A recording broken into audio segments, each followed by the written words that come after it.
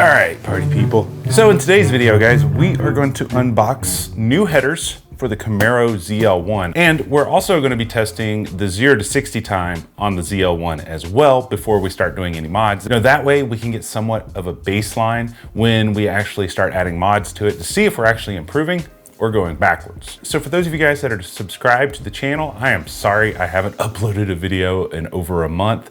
November just got really busy on me in regards to my main channel and regards to just life in general. So I haven't really had an opportunity to really record any videos, but I got a ton of videos coming on this channel. Like I'm working on editing the vinyl wrap video on the Civic Type R.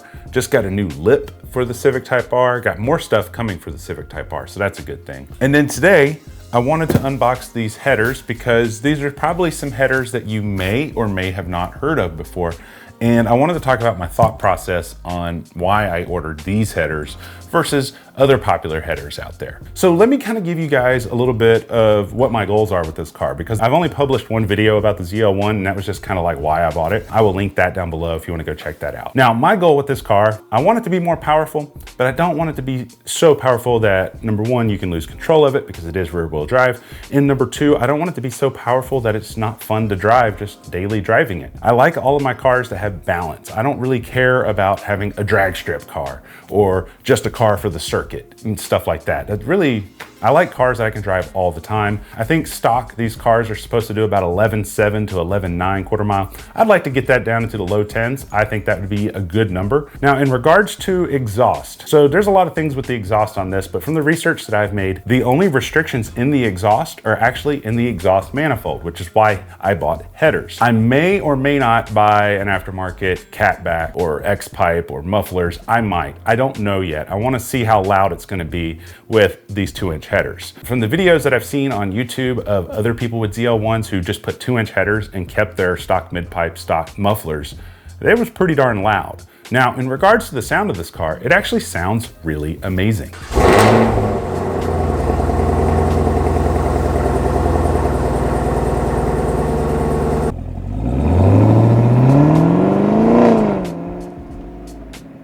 But the problem is after that initial startup, it comes back down to normal levels. And when you're driving it, it feels a little bit muted on the interior. On the exterior, it sounds great. The interior though, I like to have a little bit more, a few more pops and burbles. You know, I don't really care about getting a burble tune, but I would like something that I can feel and hear in the car.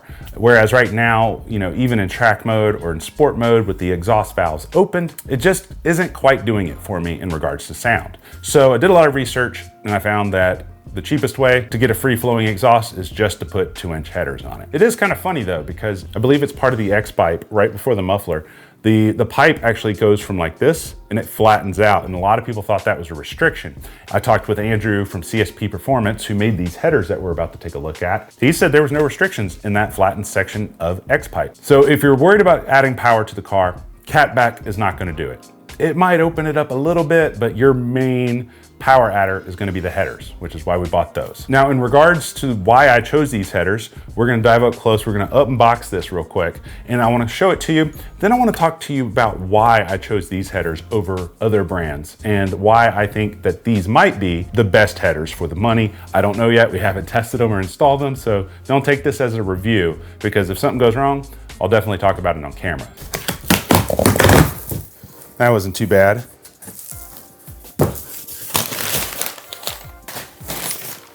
Ooh, look at that. Wow, these are big.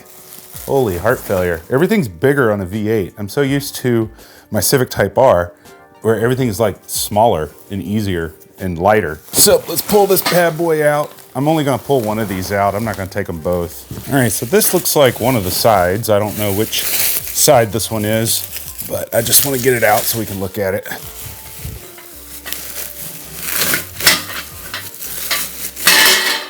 All right, look at that bad boy. So that's cool. Everything's clearly marked.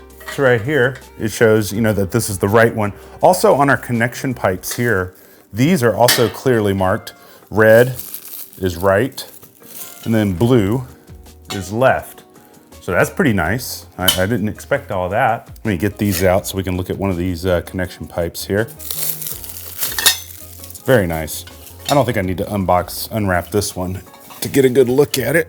All right, so these are 2-inch headers from a company called Complete Street Performance. I don't know if you guys have seen them on YouTube before, but they have a YouTube channel, and for like the past couple of years, they've done nothing but tons of ZL1 content in regards to modifications and dynoing. And Andrew, who's the owner of the company, is also the tuner. So Andrew made a video a while back about these headers that he created. And basically they're made by a company called Stainless Works, but Stainless Works doesn't sell this spec. They're not rebranded Stainless Works headers. They're his own design because he started noticing things about other people's headers that he didn't like. And he was like, why can't it just be easy? Why can't we just make this as simple as possible? So he partnered with Stainless Works to design his own headers. But before I get into, all the technical specs of these, I just wanted to show them to you real quick and what comes in the box.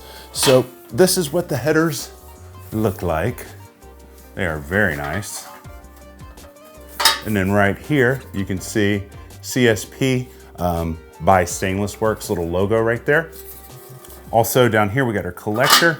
And then you're gonna notice these are a slip fit / ball flare. So right here, we have our ball flare, and then these two will get mated up and tightened down by the included hardware.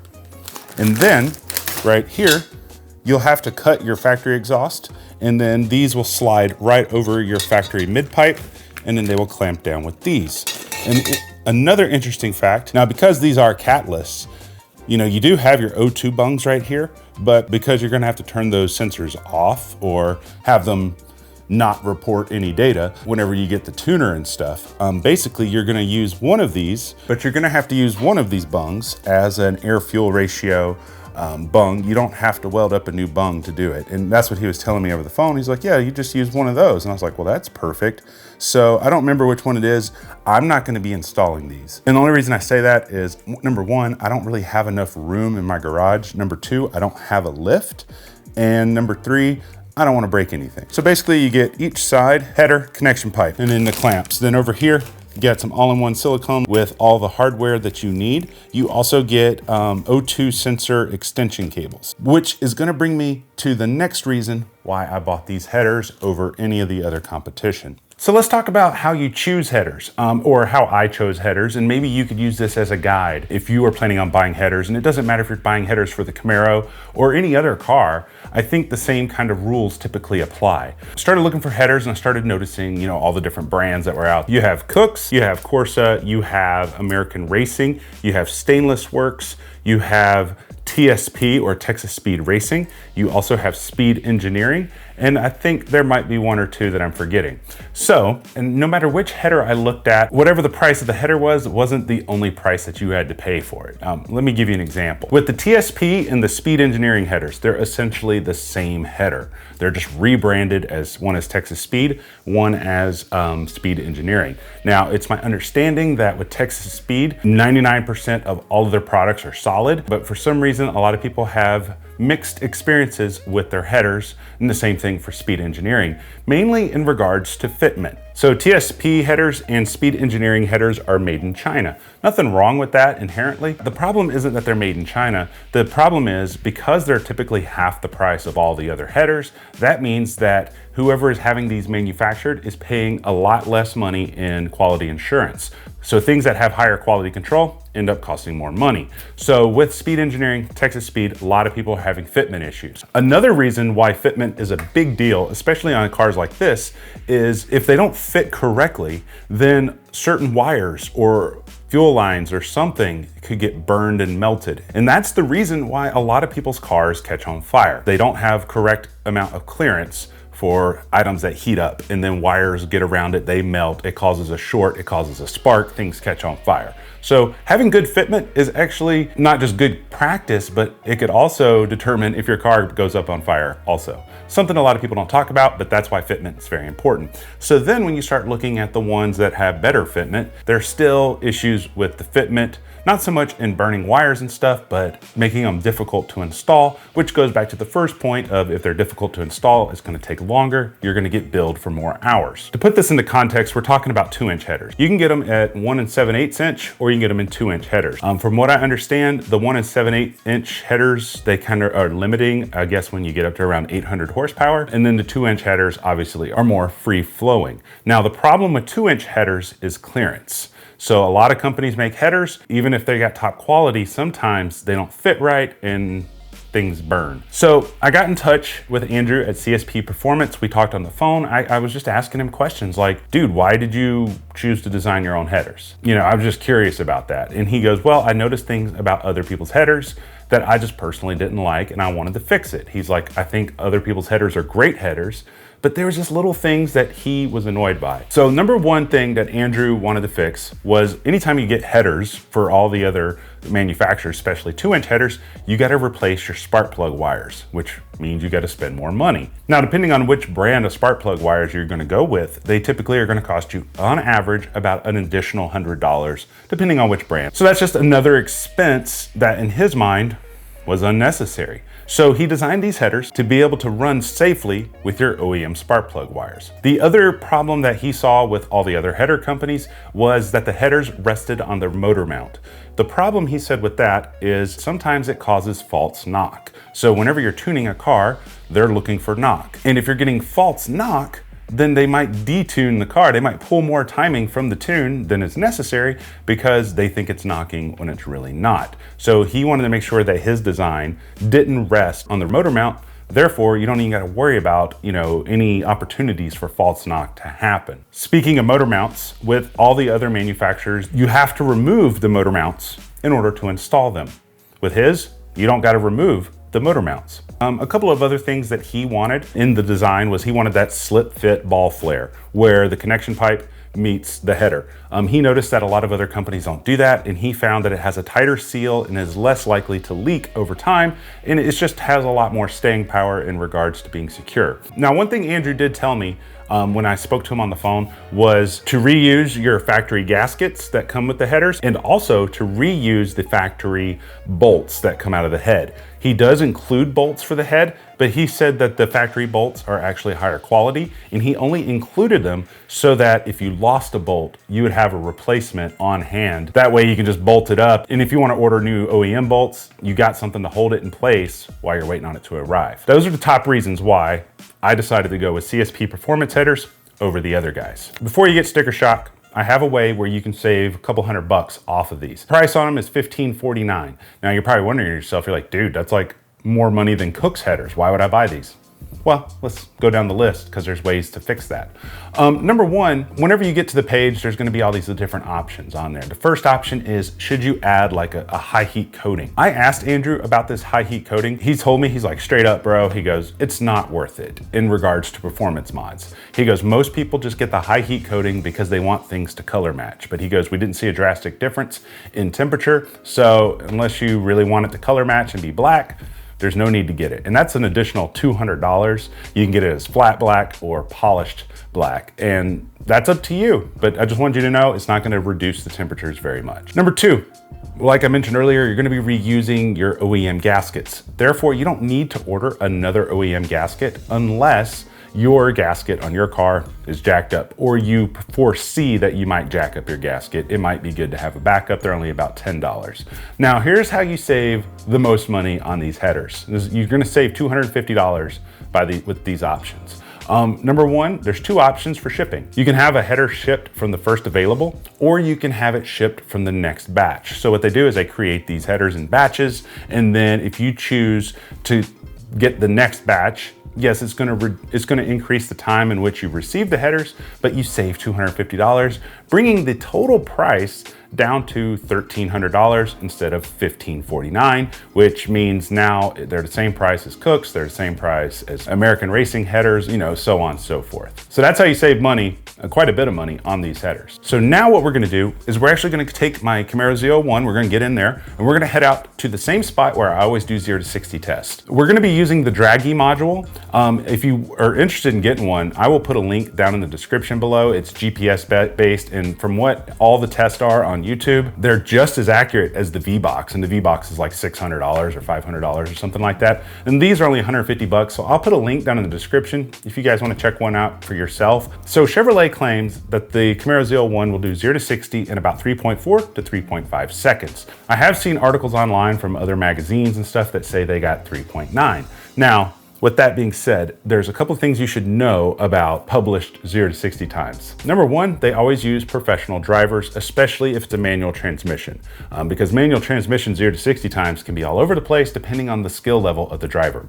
Number two, they're always at sea level. The lower the altitude, the more dense the air is. The more dense the air is, the more spark that you get, the more efficiently fuel burns, more horsepower. Number three, they're typically in ideal temperatures, usually around 50 to 70 degrees outside temperatures. Lower temperatures is more dense air. Next, they're always in lower humidity areas. Higher humidity displaces oxygen in the atmosphere, and so higher humidity means less dense air, less horsepower. And lastly, they're always on a prepped surface. Whether that's a road course or whether that's a drag strip, they're always typically on a very good surface that doesn't have any loose gravel or anything like that. So, you know, therefore, they get the best times. Now, where we're gonna be testing, I always test in this one little spot out in the desert. The main thing to take away from these tests is, number one, I just wanna see what the performance gain is gonna be as we add parts to this car. Just so you guys are aware, we're currently at 1,167 feet above sea level. It is 68 degrees outside, which is actually decent boost weather. And we are on a non-prepped back road that tends to have a lot of loose gravel. So let's get in the car, let's head out there and see how this car performs stock. I have the launch control set. It does have custom parameters on it. So I have it set for like a 1500 RPM launch at 8% slip. And then we're gonna try it. I've literally never launched a car ever in my life with launch control. So let's see.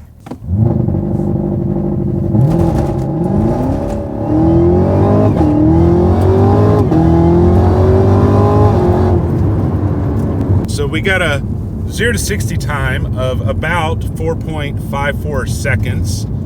I will actually throw that up on the screen here for you. So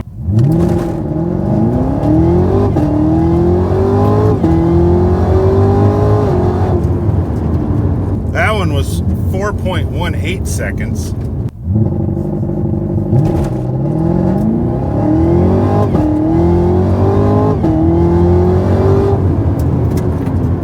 Well, I guess that worked. The 0 to 60 time was 4.5, so not too bad.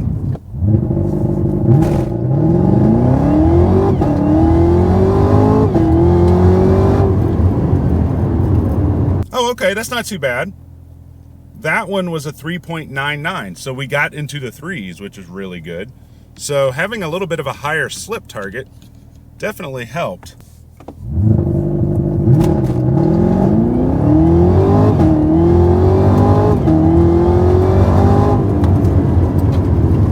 No, that was a 4.41. That was definitely slower, but it was a 4.31. So there might be some kind of advantage to doing the traction control. I'm not 100% sure. Let's try it in sport mode. So sport mode is going to be like less aggressive, meaning it's going to have a lot more traction control than track mode. But I'd just be interested to see, you know, for straight line use, what it does. No launch control, nothing.